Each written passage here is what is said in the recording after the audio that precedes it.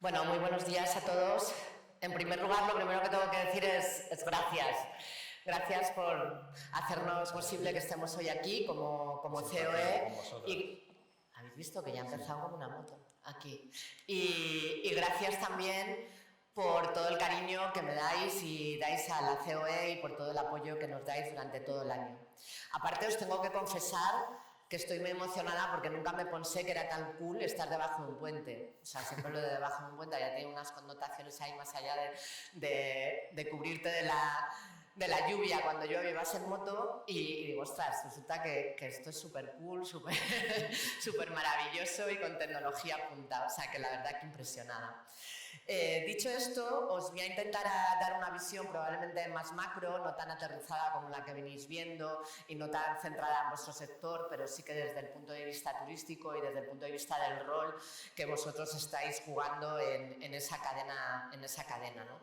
Lo primero que también me hace sentirme bien, ¿no?, de estar aquí, por eso quise venir ayer, me voy a quedar hoy todo el día, etcétera, es porque sé que estoy entre empresarios inmensos, y cuando digo inmensos no lo digo por el tamaño de las empresas, que me imagino que como en todos los sectores, bueno, me imagino no, estoy segura, hay pequeños, grandes y medianos, sino por la voluntad, la emprendeduría y el trabajo que venís haciendo, que me consta que es así.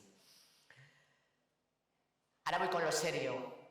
Os iba a decir por bloque, me apetecía estar hoy aquí. Lo primero, sois COE.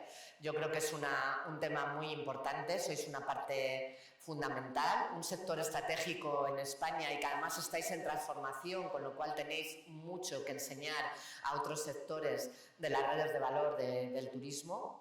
Por otro lado, es un motor de crecimiento y prosperidad vuestro sector. Yo creo que ahí se valora muy poco, está infravalorado toda la labor que hacéis en contribuir a facilitar la movilidad y en que muchos problemas que tiene el sector turístico en estos momentos puedan de alguna manera resolverse con una mejor utilización de vuestras estructuras.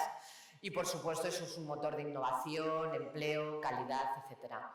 Yo sé que estamos en un momento de grandes cambios. Ayer, en otro evento que participé, comentaba que el sector turístico es un sector en metamorfosis, ¿no?, que está sufriendo una metamorfosis, va poco a poco. La vuestra es exponencial, yo diría, ¿no? Todo el tema relacionado al cambio climático, la digitalización, la economía del dato, la inteligencia artificial, los cambios en las preferencias de la movilidad, lo que se dice y lo que de verdad pasa.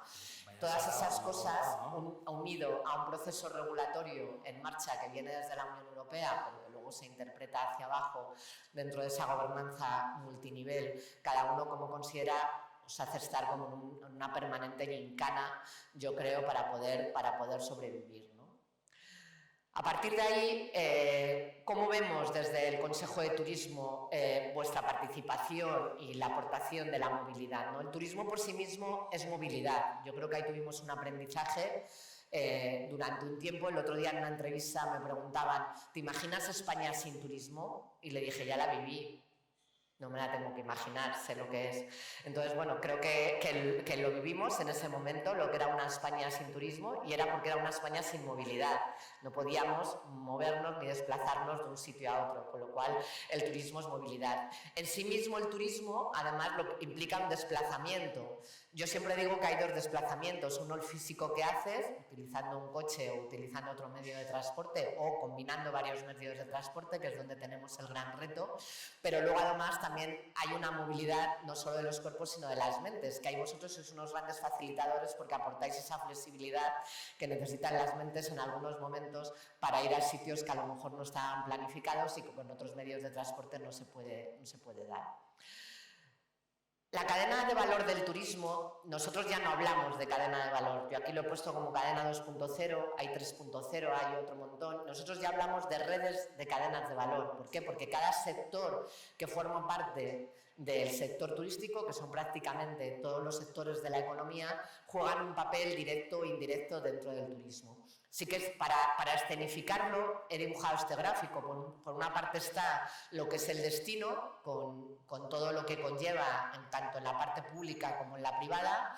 Por otro lado está el turista y por otro lado están los suministradores de servicios. En el medio que tenemos los promotores turísticos, que uno de ellos puede ser el propio turista y que evidentemente luego hay empresas, organizaciones, etcétera, y los intermediarios o la desintermediación cuando se trata de venta directa. Y en la parte de suministrador de servicios, una parte muy importante es el transporte, es la parte vital, es el corazón de esa experiencia, porque si no hay movilidad no se puede producir. Lo dibujo de otras muchas maneras, no sé si esta es la más representativa, pero me parecía significativa para hoy. He puesto ahí el papel de los brokers, que sé que os preocupa, me comentaba de hecho Juan Luis el otro día, igual puedes hablar de ello, no me quiero meter en ese jardín, que también son COE, pero bueno, sé que están ahí, se está avanzando mucho en la Unión Europea, sobre todo en materia de regulación, en todo lo que es comercio electrónico, y me consta que estáis siendo partícipes y activos dentro de otras comisiones de COE al respecto. ¿Dónde estamos ahora? ¿En qué nos encontramos? Nos encontramos en lo que se llama normalmente doble transición. Yo le añado una tercera pata, que es la social, porque creo que nos afecta en dos vertientes. Por una parte, la vertiente del consumidor y por otra parte, la vertiente del trabajador, ¿no? Y entonces es un gran reto que tenemos delante. Por un lado tenemos la manida sostenibilidad.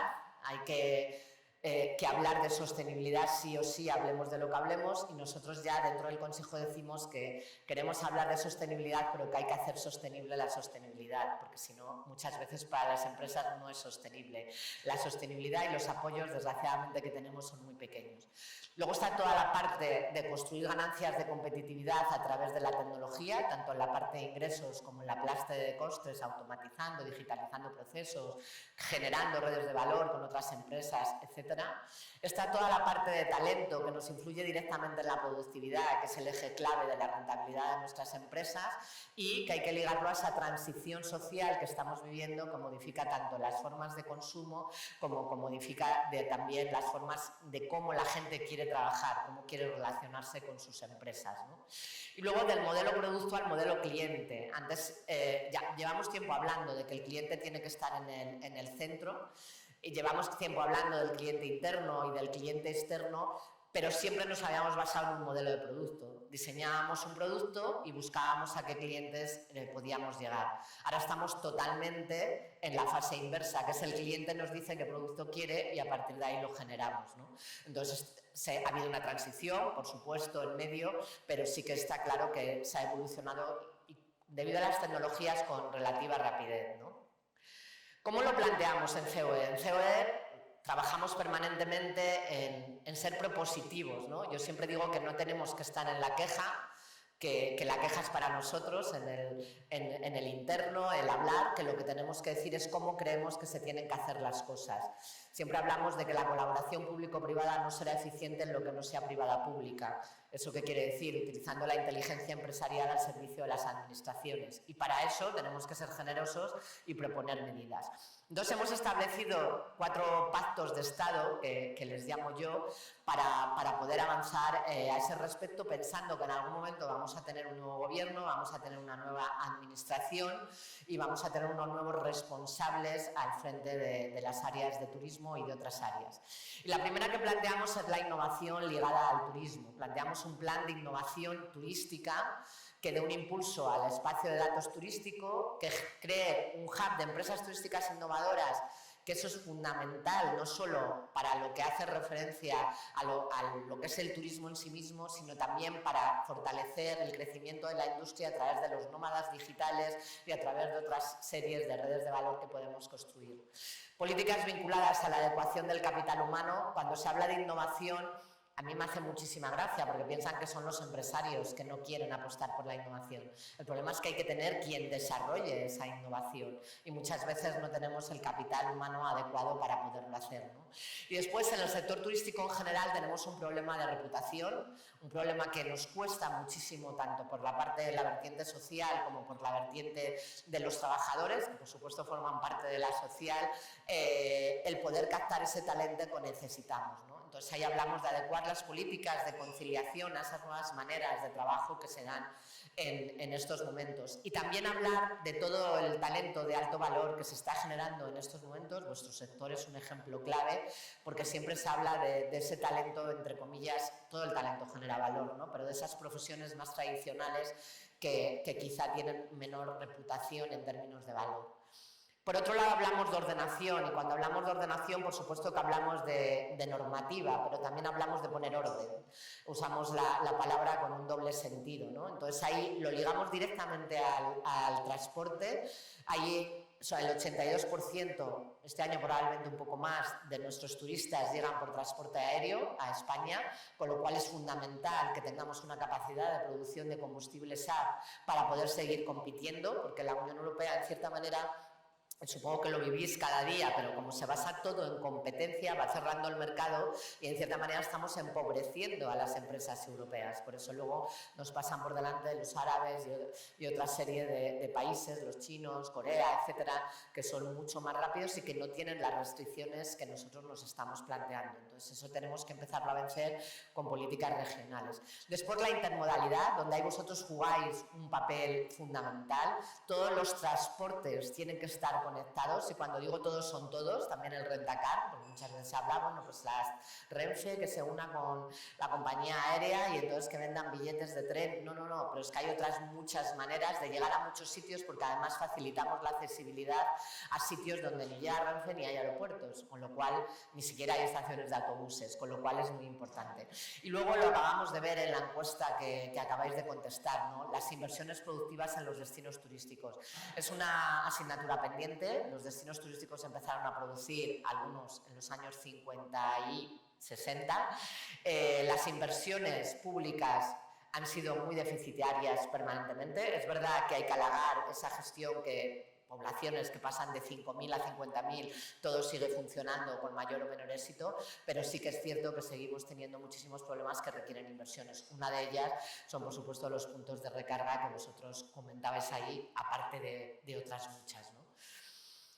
Después hay un tema que también lo metemos dentro de infraestructuras, pero que es un tema que venimos reclamando y no con mucho éxito. Yo desde que llevo toda mi vida trabajando en el sector turístico y desde que empecé en ello, se viene reclamando una mayor presencia del sector turístico en las políticas públicas, en las políticas económicas, que el turismo sea reconocido con la importancia que tiene, etcétera, etcétera.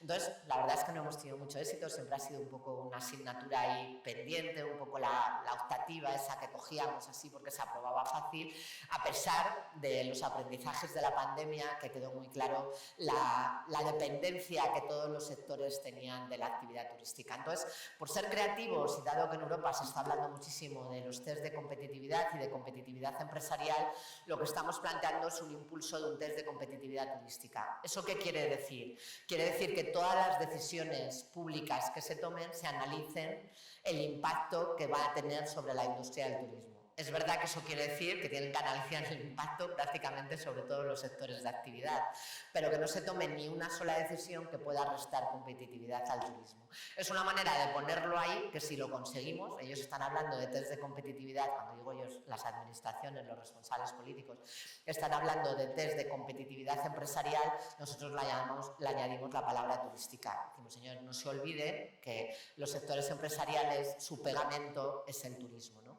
Y luego pedimos una auditoría normativa. El turismo tiene una cualidad, no sé si llamarlo cualidad o debilidad, que es que tiene las competencias descentralizadas. Eso vosotros lo padecéis con las famosas leyes de cambio climático que se están dando en diferentes comunidades autónomas, pero es constante en todos los sectores, ¿no? Entonces, se produce un puzzle de leyes que prácticamente es imposible operar cumpliendo todas las leyes. Eso por un lado. Y por otro lado, unas cargas administrativas tremendas para el sector productivo que no tienen razón de ser. Entonces, está claro que no pedimos una centralización de competencias, pero sí que pedimos poner orden. Decimos, señores, analicemos qué es lo que se está haciendo en cada sitio, pongamos sentido común, que es muy importante, utilicemos la inteligencia empresarial que tiene el análisis de cómo le afecta a cada una de las normativas partamos de la premisa de que el empresario quiere contribuir a que las cosas se hagan mejor. Ayer también lo comentaba en el foro que estuve, decía, no conozco ningún empresario que esté apostando por hacer la vida más difícil a los ciudadanos. No, si ustedes me lo presentan estaré encantada, pero yo no lo conozco, llevo muchos años trabajando con y para ellos. Pues, partamos de esa premisa y a partir de ahí hagamos una ley derogatoria que elimine esas ineficiencias sin restar a la hoja de ruta que se tiene marcada, pero a lo mejor esa hoja de ruta hay que acortar el gap que hay entre los objetivos empresariales y los objetivos de alto nivel, políticos, etc. Y luego, también un tema que está encima de la mesa permanentemente es que el turismo no ha tenido su propio PERTE. Y nos hemos venido quejando, lo hemos reivindicado, el presidente Garamendi lo ha dicho en muchísimas ocasiones públicamente, y ya yo llego a un momento que le dije, presidente, dejemos de pensar en que nos lo van a dar, digo, hagamos algo mucho más inteligente, que es que los 12 PERTEs que hay consideren al turismo como un sector estratégico. ¿Y a qué viene esto? Pues viene que hay 12 PERTEs y en algunos no solo no está considerado el turismo como el sector estratégico, sino es que está excluido. Y les voy a decir en cuál, en el de economía circular, lo cual menos es curioso. No sé si es algo más, pero es que está excluido. Citan los sectores que pueden participar de ese PERTE y el turismo queda fuera, por lo tanto, cuando las empresas intentan llegar, le dicen, no, es que usted tiene un CENAE del sector turístico, no puede entrar. Entonces, bueno, vamos a intentar, eso jurídicamente es viable, lo hemos hablado con los abogados del Estado, etcétera, etcétera. No es una decisión complicada, es voluntad política, y sí que podríamos, a través de ese PERTE o vertical o horizontal, como lo queramos llamar, depende si los vemos así o los vemos así, conseguir que el turismo tuviera unos beneficios. Y por último, la promoción, un tema que nos pasa y que lo vimos también en pandemia. En pandemia fue mucho más efectivo la diplomacia exterior que todas las acciones de promoción que hacíamos. Entonces ahí lo que pedimos es, oye, reformulemos lo que estamos haciendo y trabajemos en lo que realmente importa. Entonces una cosa es lo urgente, que a lo mejor es ir a ferias, cada sector tiene su visión del tema, cada feria también tiene su estructura, a lo mejor es tener una página web muy actualizada, a lo mejor es muchas cosas, pero sí que tenemos que trabajar de otra manera, usando la tecnología y además actualizando las estructuras. Pensar que tenemos una serie de oficinas en muchísimos países, oficinas exteriores que nos cuestan un dineral a todos los ciudadanos y muy especialmente a las empresas, que son los que más aportan, y que realmente el beneficio que obtenemos, la verdad es que no está medido, pero podríamos decir que está por cuantificar y que por tanto probablemente es que es mínimo, ¿no? Y en definitiva, se ve muy pequeñito, pero bueno, en definitiva lo que siempre decimos dentro de nuestro discurso, dentro del Consejo de Turismo, y yo he venido aquí a aprender, no a instruir, pero siempre decimos que hay que pasar de la cantidad, de que lleguen esos millones de turistas que tienen que seguir viniendo. Si se fijan ustedes, pongo migración de la cantidad al valor sin renunciar a la cantidad, pero tenemos que construir desde luego más valor. Y para eso hay que transformar esas cadenas de producción que tenemos, hay que elegir cuál es el valor, hay que comercializarlo, y nos tienen que ayudar a ello, hay que crearlo y además se tiene que basar en un conocimiento. Luego, a partir de ahí hay una serie de fases que son las fases que todas las empresas ya utilizan en su desarrollo, pero que en este caso ponemos especial énfasis en todos los aspectos relacionados con la movilidad.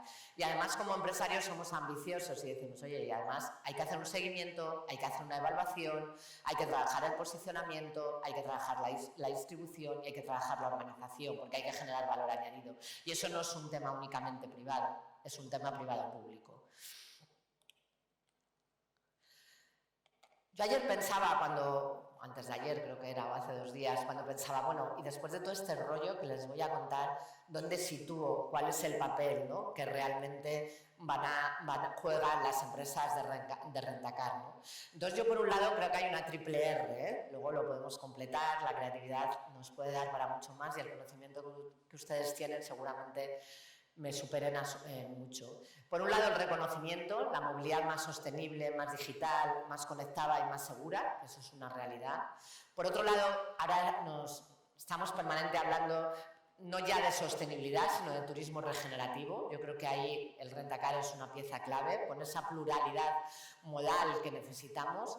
Un tema que me molesta mucho y que lo digo también siempre que puedo es, oye, el turista tiene que tener capacidad de decidir sobre las opciones más sostenibles para él. Estamos como empeñados en que elija unas determinadas opciones y en denostar otras opciones. En general, las personas que piensen por sí mismas, que tengan sus valores, que tengan su capacidad de decisión. Y luego hay un tema que es muy importante, que es todo lo relacionado con ese rechazo social, llamémoslo turistificación, llamémoslo, tiene un montón de nombres, que yo creo que ahí el Rentacar juega un papel social porque es un papel distribuidor de flujos. Existe esa capacidad de que el coche da esa flexibilidad y ordenada de que se puedan de alguna manera redistribuir los flujos a determinadas horas, a determinados momentos, aconsejar al usuario con toda la digitalización que en algunos, bueno, que ya tenéis en marcha, pues yo creo que es un tema que también está infravalorado y que hablamos muy poco de ello, hay que tratarlo, entre otras cosas porque se denosta el vehículo, ¿no? Entonces, a partir de ahí tenemos que salir de ese discurso. Y luego hablaba de rentabilidad país, ¿no? Yo creo que el sector de Rentacar es un ejemplo de esos nuevos modelos de negocio que se están generando. Yo cuando asistí a la primera convención de Feneval, pues la verdad es que quedé muy sorprendida yo venía del mundo hotelero, ¿no? Y quedé muy sorprendida de dónde estabais ya, de dónde estaban. Por otro lado, hay una parte de gobernanza público-privada que comentaba antes, que es ese trasvase de conocimiento, de inteligencia, que yo creo que tienen muchísima y hay que utilizarla. Yo siempre, como saben los políticos, siempre hablan de colaboración y cooperación y yo siempre les digo que hay que hablar de co-creación y de cohacer, porque ya colaborar estamos súper aburridos. Colaborar es yo vengo, te cuento una cosa y tú me dices, ah, qué bien, me aplaudes y nos vamos. Digo, además salimos fatal en las fotos, digo, qué va, no, hay que cambiar el chip, ¿no? Yo creo que hay que hablar de cohacer y de co-crear conjuntamente y utilizar todas las infraestructuras que tenemos para ello. Y luego hay que hablar de nuevas capacidades en esa rentabilidad país, ese esfuerzo inversor que están haciendo las empresas, ese puzzle que hacen con esas redes que generan para poder invertir más y mejor, para poder ser más competitivo y para poder dar respuesta a un turista cada vez más exigente. Creo que eso se tiene que poner en valor y que tiene que estar muy presente. Y ya acabo. Yo aquí comentaba, yo creo que la movilidad sosostenible, que es de lo que ahora se habla tantísimo, creo que es un ámbito, por supuesto, fundamental, pero que es muy complejo y que creo que lo que hay que empezar a trabajar es avanzar en términos de eficacia, un término que no se usa mucho, por supuesto de generosidad, y creo que se necesita más generosidad pública que privada. Yo nunca tampoco he conocido a ningún empresario que no sea generoso, si no, no sería empresario, con muchísima determinación. Ahí sí que creo que tenemos que ser muy determinantes en lo que queremos y cómo lo queremos, y lo que les he dicho desde el principio, sobre todo con respecto a la inteligencia empresarial como lo que es un eje de transformación de la vida de los ciudadanos hacia el bienestar, la solidaridad y la prosperidad de las generaciones presentes y futuras. Muchísimas gracias.